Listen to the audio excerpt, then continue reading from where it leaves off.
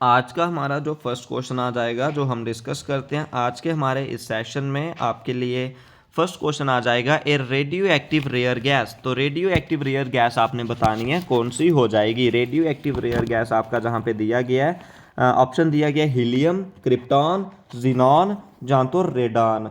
तो देखिए हमारे पास जो रेडियो एक्टिव रेयर गैस हो जाएगी, आपका इस क्वेश्चन का सही आंसर क्या हो जाएगा रेडियो एक्टिव रेयर गैस का? ऑप्शन नंबर डी, यानी कि radon. Helium, neon, argon, krypton. ठीक है, तो हमारे पास helium, neon, argon, krypton, xenon और रेडान। तो रेडान ऑप्शन नंबर डी इस क्वेश्चन का बिल्कुल राइट आंसर आपका हो जाएगा। ठीक है, ये आपने याद रखना है। रेडियो एक्टिव रेयर गैस कौन सी हो जाएगी? रेडान हो जाएगी। रेडियो एक्टिव एक न्यूक्लियर फिनोमेना है जिसमें जो अनस्टेबल न्यूक्लियस होता है वो क्या हो जाता है? डिके होता जाता है। और रेडान भी एक रेडियो एक्टिव एलिमेंट है। ठीक है, ये आपने याद रखना है। नेक्स्ट क्वेश्चन की तरफ बढ़ते हैं। Number of neutron in iron. Iron में कितने न्यूट्रॉन होते हैं? देखिए आयरन का जो करेक्ट हमारा क्या रहेगा एटॉमिक नंबर, वो 30 हो जाता है। और 56 माइनस 26 करेंगे तो वो कितना हो जाएगा? 30 हो जाएगा। तो option number C is the right, is the correct answer आपका हो जाएगा। Name the process in which a metal is attack by the substance around it such as moisture and acid etcetera. Oxidation, corrosion, rancidity या reduction. Process बताना है जिसमें जो metal attack करते हैं किसी सब्सटेंस पे, सच एज मॉइस्चर या एसिड्स पे। तो क्या हो जाएगा वो हमारे पास? इसका जो कोरिजन है, कोरिजन के प्रोसेस में क्या होता है, जब सरफेस ऑफ मेटल होती है, जैसे आयरन कॉपर हो गया, वो कोरोड हो जाती है जब हम उसको मॉइस्चर में एक्सपोज करते हैं। ठीक है, और कोरिजन को प्रिवेंट करते हैं पेंटिंग, आइलिंग, ग्रीजिंग, गैल्वेनाइजिंग। ठीक है, इन सब से हम इसको क्या करते हैं? कंट्रोल करते हैं। नेक्स्ट आ जाएगा bronze is an alloy of. Bronze किसका एलाय हो जाएगा? Alloy of copper and nickel, iron, tin या एल्यूमिनियम। तो इसका सही आंसर आपका क्या आ जाएगा? Bronze is an alloy of. तो bronze is an alloy of tin हो जाएगा। ठीक है, तो एलाय किसका कंपोज होता है? कॉपर एंड टिन का। जो ब्रॉन्ज है वो गोल्डन, हार्ड और ब्रिटल होता है, ये आपने याद रखना है। और भी एलाय की बात करें, ब्रॉन्ज में कौन कौन होता है? कॉपर और जिंक। सोल्डर में होता है लेड और टिन। गन मेटल में कौन कौन होता है? कॉपर, जिंक, टिन और लेड। स्टेनलेस स्टील में आयरन, क्रोमियम, निकल और कायरन, कार्बन। जर्मन सिल्वर में कॉपर, जिंक एंड निकल। ये आ जाएगा। Formation of LPG. तो एलपीजी के लिए कौन सी फॉर्मेशन चलती है? लिक्विड पेट्रोलियम गैस के लिए एलपीजी हमारे पास जो मिक्सचर ऑफ गैसेस है जो फ्यूल्स होम में देता है। तो इसमें आ जाएगा हमारे पास प्रोपेन और कौन हो जाएगा? Propane and butane. ठीक है, प्रोपेन और ब्यूटेन इसका सही आंसर हो जाएगा। Propane and butane is the right answer आपका हो जाएगा। ठीक है, इज द राइट आंसर इस क्वेश्चन का आ जाएगा आपका। The solution of mercury with other metal is called saturated, unsaturated, amalgam या सुपर सैचुरेटेड सोल्यूशन। तो इसका आपने बताना है जो क्या आ जाएगा हमारे पास? एमलगम का। ठीक है, तो एमलगम का आपने बताना है। तो एमलगम हमारे पास क्या हो जाता है? ये एलाय है मर्करी का किसी अदर मेटल से, और ये लिक्विड है, सॉफ्ट पेस्ट होता है सॉलिड का। डिपेंड करता है प्रोपोर्शन ऑफ मर्करी कितना है। जो एमलगम है इसको हम यूज़ करते हैं डेंटल फिलिंग में, और जो भी प्रीशियस मेटल होते हैं उनकी ब्लाइंड स्पॉट में, और इसको हम मिरर कोटिंग में भी यूज़ करते हैं। ठीक है, ये आपने याद रखना है। इसका क्या हो जाएगा? Amalgam. Atomicity of inert gas. तो एटॉमिसिटी क्या होती है? कितने नंबर ऑफ एटम प्रेजेंट है सिंपल मॉलिक्यूल में, सिंगल मॉलिक्यूल में, वो एटॉमिसिटी है। मोनो, डाई, ट्राई, टेट्रा, ये सारे रहते हैं। तो इनर्ट गैस की एटॉमिसिटी कितनी हो जाती है? 1 हो जाती है। Helium, neon, argon, krypton, xenon और रेडान। ठीक है, next question, which of the following liquid has the lowest density. कौन से लिक्विड की डेंसिटी लो हो जाती है? देखिए साल्ट वाटर, पेट्रोल, मरकरी या फ्रेश वाटर। जो पेट्रोल होता है वो फ्लोट कर जाता है वाटर पे, इसकी लो डेंसिटी होती है वाटर से। ठीक है, ट्रांसपेरेंट लिक्विड होता है, और किसके लिए यूज़ करते हैं? फ्यूल के लिए यूज़ करते हैं जो कंबशन इंजन को चलाता है। ठीक है, तो विच of the following metal does not form amalgam. इनमें से एमलगम कौन फॉर्म नहीं करता? एमलगम एक सब्सटेंस है जो पोसेस करता है मेटेलिक कैरेक्टर को, और मिक्स होता है वो किसी और मेटल से। जो मरकरी किसी और मेटल से मिक्स होता है, और mixture of alloy of mercury किसी एक मेटल से, उसको बोलते हैं हम एमलगम। लेकिन जो टंगस्टन है, प्लेटिनम है, आयरन है, टेंटेलम है, ये एमलगम फॉर्म नहीं करते। जो एलाय ऑफ मरकरी है किसी और मेटल से, उनको बोलते हैं एमलगम। लेकिन जो बेस्ट एग्जांपल है एमलगम की वो किस किस सा मिक्सचर है, मर्करी सिल्वर, जो यूज़ करते हैं डेंटिस्ट डेंटल फिलिंग में, ठीक है, ये आपने याद रखना है।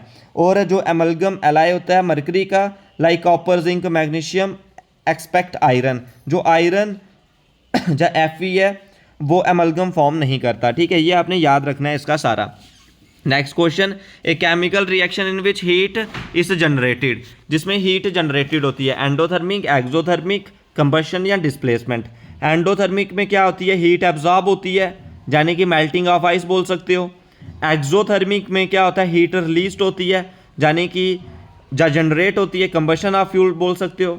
उसके बाद कंबशन में क्या होता है, कंबशन में क्या होता है कि जो बर्निंग होती है किसी सब्सटेंस की ऑक्सीजन की प्रेजेंट में। डिस्प्लेसमेंट में क्या होता है, एक एक्टिव एलिमेंट दूसरे को डिस्प्लेस करता है, तो इसका एक्सोथर्मिक हो जाएगा। Main constituent of vinegar, vinegar का मेन कॉन्स्टिट्यूएंट कौन हो जाता है, टार्ट्रिक, मैलिक, हाइड्रोक्लोरिक या इथेनोइक। तो इसका आपने बताना है क्या हो जाएगा, विनेगर एक एक्वस सोल्यूशन हो जाता है इथेनोइक एसिड का, एसिटिक एसिड का, और इसके जो मेनली इंग्रेडिएंट हैं जैसे पिकल वगैरह में हम इसको यूज़ करते हैं।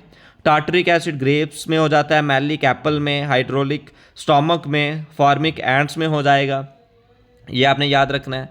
Which is the but is the bond angle in the structure of A benzene molecule, तो बेंजीन मॉलिक्यूल में जो structure of atom of molecule क्या हो जाएगा, 60, 150, 90 या 120, तो वो हो जाता है 120 इज द राइट आंसर, ठीक है। Next question, non metal are the non conductors of heat, electricity, both A and B या नन ऑफ दिस। तो इसका सही आंसर जो नॉन मेटल है वो एक केमिकल एलिमेंट है जो मोस्टली लैक करता है करेक्टरिस्टिक्स ऑफ मेटल के लिए, और ये एलिमेंट है जिन पे नेगेटिव आइंस होते हैं, ठीक है। तो वो क्या हो जाएगा हमारे पास, नॉन मेटल आता non conductor of heat and electricity.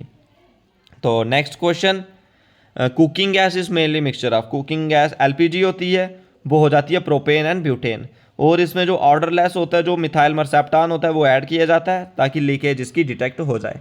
और जो CNG होता है मिथेन एंड इथेन, और LPG ब्यूटेन एंड प्रोपेन, ठीक है। और इसको हम gasoline, diesel, liquefied petroleum gas, इसको कुकिंग के लिए, और भी अल्टरनेटिव सोर्स है, इसमें हम इथाइल मर्सेप्टान डालते हैं ताकि क्या हो, लीकेज इसकी पता चल जाए।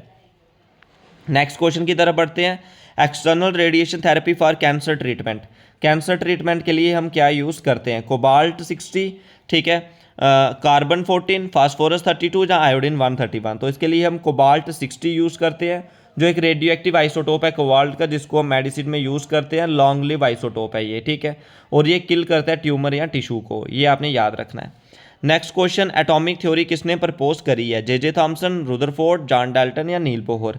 तो हमारे पास क्या आ जाएगा, जो एटॉमिक थ्योरी है वो जॉन डाल्टन ने दी है, जे थॉमसन ने डिस्कवरी ऑफ इलेक्ट्रॉन की है, रुदरफोर्ड ने क्या किया हुआ है, जो एटम है वो कंपोज्ड है एम्प्टी स्पेस, और उसमें जो इलेक्ट्रॉन होते हैं वो ऑर्बिट करते रहते हैं अराउंड द न्यूक्लियस।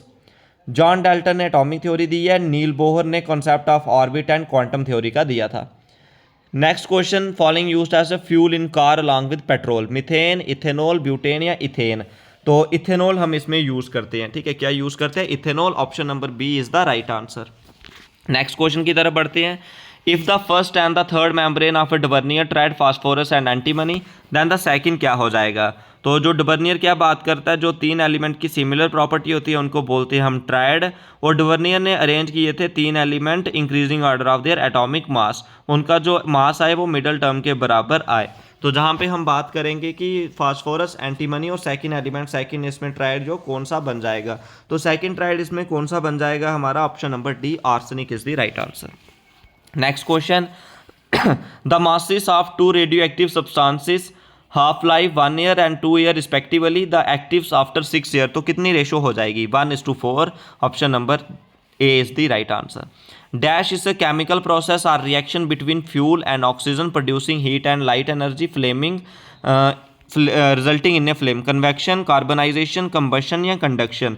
तो इधर का क्या हो जाएगा हमारा, कंबशन हो जाएगा। कंबशन एक केमिकल प्रोसेस है जो रिएक्शन होती है between a fuel and oxygen producing heat and light energy, और उसके रिजल्ट से फ्लेम निकलते हैं, तो क्या हो जाएगा इसका, combustion, option number C is the right answer. आपको इनके इंपॉर्टेंट PDF लिंक भी मिल जाएगा डिस्क्रिप्शन में, जो भी PDF आपकी होती है डेली बेस पे टेलीग्राम पर अपलोड हो जाती है, और डेली बेस पे सुबह 8 बजे इंग्लिश का सेशन, शाम को 8 बजे GS का सेशन आपके लिए काफ़ी इंपॉर्टेंट तरीके से वो आता है और कंटिन्यू आता रहेगा आपके अपकमिंग सभी एग्जाम्स के लिए। तो आज के इस वीडियो सेशन में बस इतना ही।